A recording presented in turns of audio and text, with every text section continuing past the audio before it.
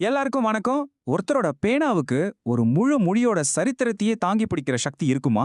கண்டிப்பா இருக்குன்னு சொல்ற மாதிரி ஒருத்தரோட பயணத்தை தான் நாம இன்னைக்கு பார்க்க போறோம். வாங்க உள்ள போலாம். கொஞ்சம் யோசிச்சு பாருங்களேன். 3000த்துக்கும் மேற்பட்ட கவிதைகள், 350க்கும் மேற்பட்ட விருதுகள். அடேங்கப்பா, கேட்கும்போதே தலை சுத்துதில்ல? இவ்ளோ பெரிய சாதனைகளுக்கு பின்னாடி இருக்கிறது யாருன்னு தெரிஞ்சுக்க ஒரு ஆர்வம் வருது இல்லையா? அவங்களோட நிஜ பேரு திலகவதி சத்யன். ஆனா தமிழ் இலக்கிய உலகத்துக்கு அவங்க யாருன்னா முனைவர் கிருஷ்ண திலகா. ஆமா, நாம பார்த்த அந்த மலைப்பான எண்களுக்கு சொந்தக்காரர் இவங்க தான். அவங்களோட இந்த பிரம்மாண்டமான இலக்கிய பயணத்தோட ஆணிவேர் எங்க ஆரம்பிச்சது தெரியுமா? தமிழ் மொழி மேல் அவங்களுக்கு இருந்த ஆழமான பற்றுல இருந்து தான். ரொம்ப சுவாரஸ்யமான விஷயம் என்னன்னா, அவங்களே அவங்கள பத்தி சொல்லும்போது நான் ஒரு ஓய்வு பெற்ற தமிழாசிரியர் அப்படின்னு தான் சொல்றாங்க.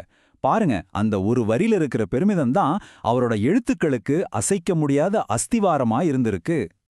ஆமாங்க, 1-2 வருஷம் இல்ல, முழுசா 32 வருஷம் தன்னோட வாழ்க்கையில ஒரு பெரிய பகுதியை அடுத்த தலைமுறைக்கு தமிழை சொல்லிக் கொடுக்கறதுக்காகவே அர்ப்பணிச்சிருக்காங்க. இவ்ளோ பெரிய அனுபவம் தானே அவங்களோட எழுத்துக்கு உரத்தையும் உயிரையும் கொடுத்துருக்கோம். சரி, ஒரு தமிழாசிரியரா இருந்தவங்க எப்படி எழுத்து உலகத்துல ஒரு இமயம் மாதிரி உயர்ந்தாங்க?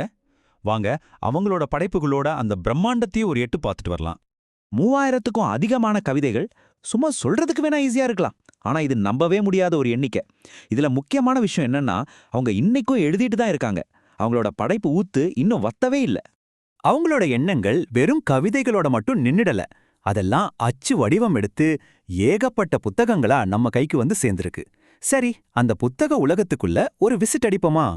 அவங்களோட கவிதை தொகுப்புகள் பாத்தீங்கன்னா, வளையாத வானவில் மாதிரி பொதுவான தலைப்புகள் ஒரு பக்கம்னா, இன்னொரு பக்கம் கவிதை பாடும் கானகம்னு விலங்குகளை பத்தியும், இறகு உலி கவிதைகள்னு பறவைகளை பத்தியும், குழந்தைங்களுக்காகவே ஸ்பெஷலா எழுதின புத்தகங்களும் இருக்கு. அவரோட கவிதை உலகம் எவ்வளோ பெருசுன்னு பாருங்க.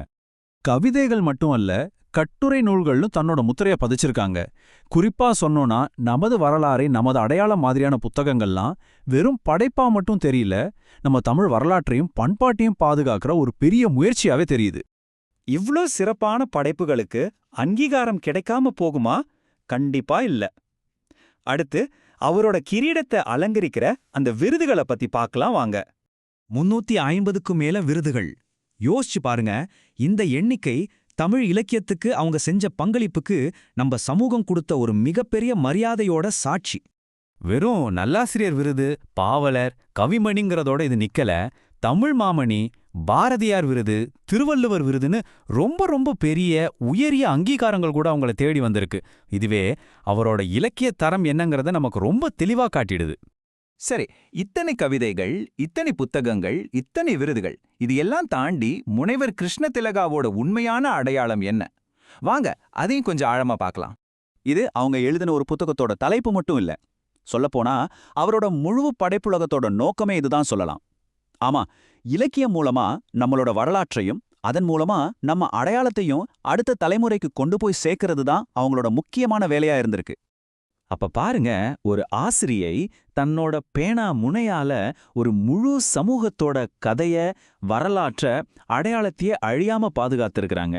இந்த மொத்த பகுதியோட சாராம்சமே இந்த ஒரு கேள்விதான் நினைக்கிறேன். ஒரு ஆசிரியரோட பேனாவால ஒரு சமூகத்தோட வரலாற்ற எப்படி பாதுகாக்க முடியுது? முனைவர் கிருஷ்ண திலகாவோட படைப்புகளை பத்தி நீங்க இன்னும் தெரிஞ்சுக்கணும்னு ஆசைப்பட்டீங்கன்னா, இப்போ ஸ்கிரீன்ல தெரியுற இந்த இமெயில்ல அவங்கள நீங்க தொடர்பு கொள்ளலாம். இந்த விளக்கத்தை பார்த்த உங்க எல்லாருக்கும் ரொம்ப நன்றி.